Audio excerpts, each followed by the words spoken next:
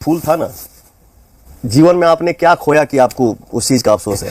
हाँ, एक चीज का अफसोस है कि जिस देवी को मैंने पाया था उसको खो दिया, इसका अफसोस है।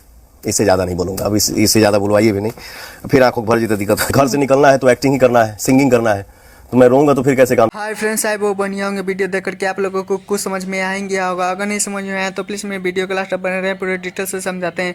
आप लोगों को पता ही है ज्योति सिंह और पवन सिंह के तलाक के मैटर में ये दोनों एक दूसरे को इस तरह से बदनाम करते रहते हैं, सुर्खियों पे आते रहते हैं। और अभी फिलहाल ये दोनों का कोर्ट में बात बिगा हुआ है, अभी कोर्ट ने डेट दे दिया है। खैर ये सब बात छोड़ते हैं।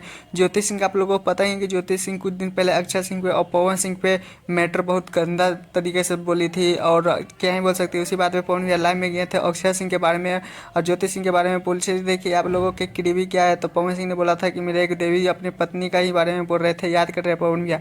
अब भी चाहते हैं कि एक साथ हो जाए, लेकिन क्या ही बोल सकते हैं। खैर मेरे चैनल पे नहीं तो चैनल को सब्सक्राइब, वीडियो को लाइक करें। आप लोग प्लीज़ कमेंट में जरूर लिखिएगा कि पवन भैया और ज्योति सिंह एक साथ हो जाएं या नहीं, आप चाहते हैं या नहीं, प्लीज़।